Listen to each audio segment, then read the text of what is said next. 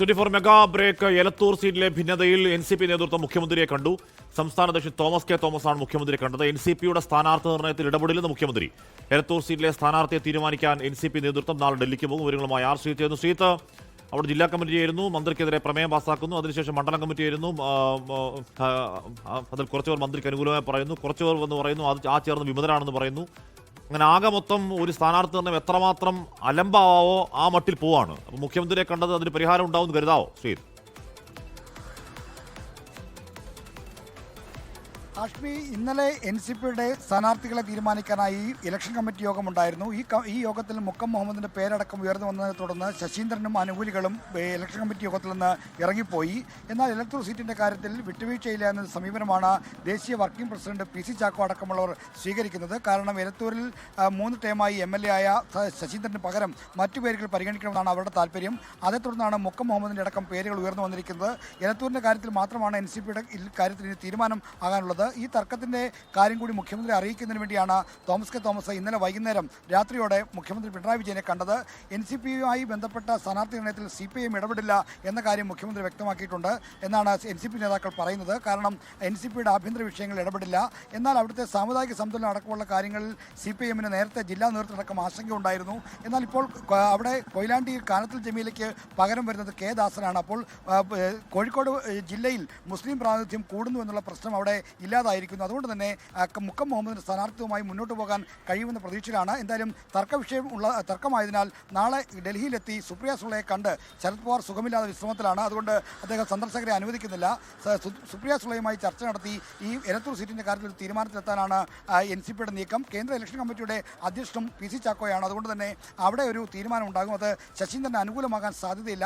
അങ്ങനെ വരുമ്പോൾ ശശീന്ദ്രൻ എന്ത് നിലപാടെടുക്കും എന്നാണ് ഇനി അറിയാനുള്ളത്. ഒരുപക്ഷേ NCP പിളർപ്പിലേക്ക് പോകുമെന്ന ആശങ്കയും ഉണ്ടാകുന്നുണ്ട്.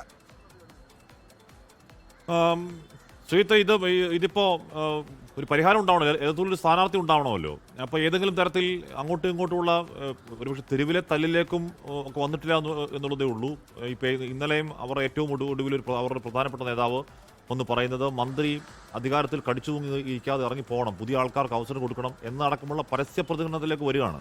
അപ്പോൾ അതിൽ മുഖ്യമന്ത്രിക്ക് ഒരു സേ ഉണ്ടെങ്കിൽ ആ സേ നിർണായകമായിരിക്കുമല്ലോ. അത് ഒരുപക്ഷെ പ്രശ്നപരിഹാരത്തിനത് ശരിയാണ്, അത് മറ്റൊരു പാർട്ടിയാണ്, അതിൽ ഇടപെടൽ ശരിയല്ല എന്ന് പറയുമ്പോൾ പോലും മുഖ്യമന്ത്രിയുടെ ഒരു സേ വേണമെങ്കിൽ ഈ പറയുന്ന ഈ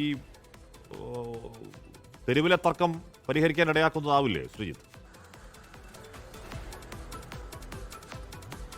ഹാഷ്മി, മുഖ്യമന്ത്രിയിൽ നിന്ന് അനുകൂലമായൊരു സമീപനം ഉണ്ടാകുന്ന പ്രതീക്ഷയിലാണ് AK ശശീന്ദ്രൻ മുന്നോട്ട് പോകുന്നത്. ശശീന്ദ്രൻ മത്സരിച്ചില്ലെങ്കിൽ CPM എലത്തൂർ സീറ്റ് ഏറ്റെടുക്കുമെന്ന വാദമാണ് ശശീന്ദ്രനും അനുകൂലികളും പാർട്ടി യോഗങ്ങളിലും പുറത്തും ഉന്നയിക്കുന്നത്. അതുകൊണ്ട് തന്നെ മുഖ്യമന്ത്രി സ്വീകരിക്കുന്ന നിലപാടിലാണ് പ്രതീക്ഷ അർപ്പിച്ചാണ് ഈ ശശീന്ദ്രൻ പക്ഷം മുന്നോട്ട് പോകുന്നത്. എന്നാൽ ഇതിന് തടയിടുന്നതിന് വേണ്ടിയാണ് ഇന്നലെ NCPയുടെ സംസ്ഥാന അധ്യക്ഷൻ തോമസ് കെ തോമസ് മുഖ്യമന്ത്രിയെ കണ്ടത്.